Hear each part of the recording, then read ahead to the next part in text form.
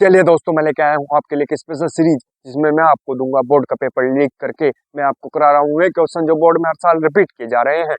तो बोर्ड में आपको पहले ही कैसे पता होगा वे क्वेश्चन जो बोर्ड में आएंगे। अगर आपने जो क्वेश्चन मैं करा रहा हूँ वे क्वेश्चन कर लिए तो आप बोर्ड में तहलका मचा देंगे।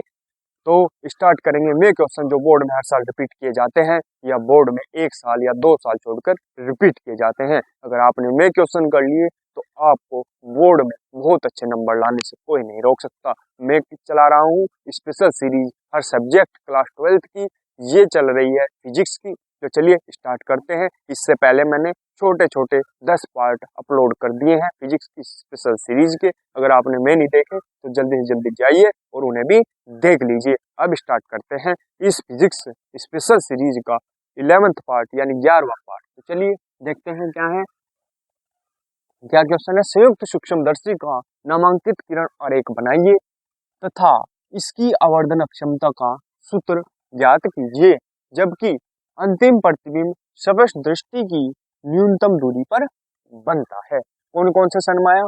2018, 2019, 2022 के 2 सेटों में आया, 2023 के भी 2 सेटों में आया। इस सेटों का मतलब क्या है कि यूपी बोर्ड के कितने सेट बने? 7 सेट। यूपी बोर्ड के 7 सेट बनते हैं। उन 7 सेटों में से ये 2 सेटों में आया, ये भी 2 सेटों में आया हुआ है। अगर आपके के पास कोई सा 2019, 22 या 23 का पेपर है, अगर उसमें एक क्वेश्चन नहीं है तो कंफ्यूज होने की जरूरत नहीं है, क्योंकि यूपी बोर्ड के 7 सेट बने और सातों के सातों सेट आपके पास नहीं होंगे। ठीक है, तो स्टार्ट करते हैं इसका सॉल्यूशन। क्या लिखेंगे इसमें? पहले यौगिक अथवा संयुक्त सूक्ष्मदर्शी। क्या लिखेंगे इसमें? यह एक ऐसा प्रकाशिक यंत्र है, यह एक ऐसा प्रकाशिक यंत्र है जो आंख के समीप स्थित अत्यधिक छोटी वस्तुओं को देखने के लिए प्रयुक्त किया जाता है। इसकी आवर्धन क्षमता सरल सूक्ष्मदर्शी की तुलना में बहुत अधिक होती है। ठीक है, इसे लिखेंगे, स्क्रीनशॉट ले लेंगे इसका, फिर डायग्राम बनाएंगे फटाफट इसका। चलिए दोस्तों, ये डायग्राम बनाएंगे इसका। ठीक है, ये क्या है? अभिदर्शक लेंस, ये नेत्रिका। ठीक है, ये यहाँ वस्तु रखी ए। ठीक है, इससे सीधे इधर को जाएगी। बस ये जो लाइनें हैं, जो लाइनें जा रही हैं बिल्कुल ऐसे ही जानी चाहिए जैसे जा रही। अगर एक भी ऊपर नीचे होगी तो सारा मामला गलत हो जाएगा। देखो, ये जो पहली है इधर से, ये कहाँ को जाएगी? ये यहाँ से।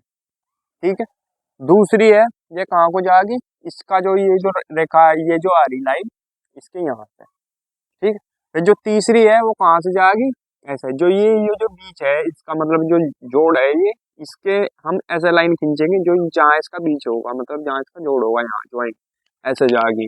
ठीक है, और फिर चौथी जाएगी ऐसे, इससे होती हुई और इसके बीच में से, यहाँ सेंटर से होती हुई बिल्कुल बीच में से। ठीक है, तो ऐसे जाएंगे। स्क्रीनशॉट ले लो इसका और फिर आगे बढ़ेंगे। इसका थोड़ा सा 2-3 लाइनें और है।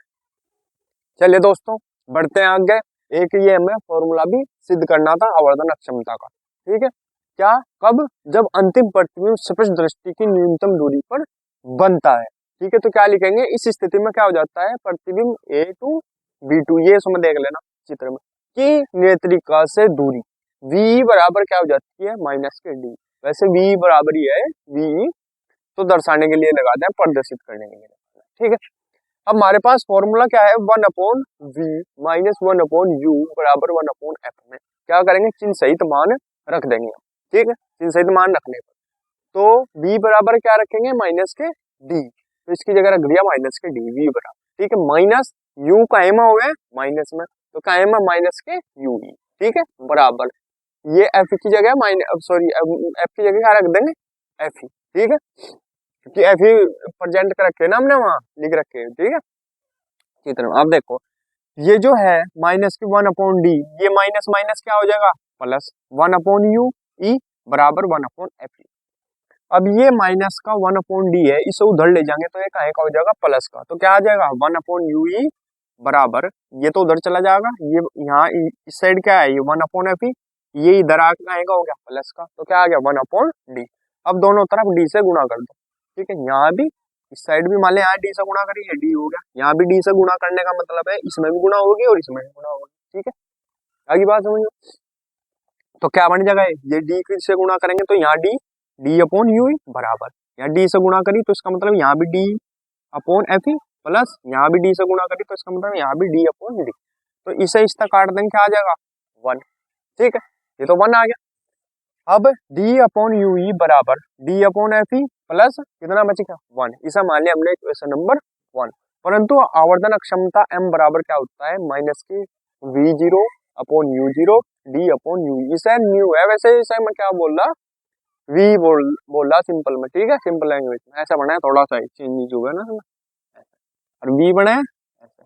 ठीक है, ये फर्क है और कुछ नहीं। डी अपॉन यू ई, अगर वी भी लिखोगे छोटा तब भी कोई दिक्कत नहीं है। ठीक है, ठीक है, वो समझ जाएंगे। डी अपॉन यू ई, इसे मान लिया हमने क्वेश्चन नंबर 2। ठीक है, अब ये जो डी अपॉन यू ई का मान है ये यहाँ रखना इसकी जगह क्या है मान D upon F E plus 1। इसकी जगह क्या रख देंगे D upon F E plus 1। इसकी जगह रख दो तो क्या बन जाएगा, ये लिख दिया हमने समीकरण 1 से डी अपॉन यू ई का मान समीकरण 2 में रखने पर रख दो। तो m बराबर क्या हो जाएगा, ये देखो m बराबर क्या हो जाएगा माइनस के we zero upon you zero. इसकी जगह क्या रख देंगे हम D upon F E plus 1। यही हमें सिद्ध करना था। स्क्रीनशॉट ले लो इसका, आगे बढ़ेंगे फटाफट से। चलिए दोस्तों देखते हैं अगला क्वेश्चन क्या है। ये जो आज की एक सीरीज है, ये सीरीज है जो आज की, इसमें मैं 3 क्वेश्चन कराऊंगा। इन 3 क्वेश्चन में से कम एक क्वेश्चन आपको पक्का बोर्ड में मिलने है। मोस्ट इम्पोर्टेंट क्वेश्चन है ये तीनों के तीनों। ठीक है, तो चलिए स्टार्ट करते हैं। दूसरा, एक खगोलीय दूरदर्शी द्वारा दूर स्थित वस्तु का प्रतिबिंब बनने के लिए नामांकित किरण आरेख खींचिए जब अंतिम प्रतिबिंब स्पष्ट दृष्टि की न्यूनतम दूरी पर बनता है।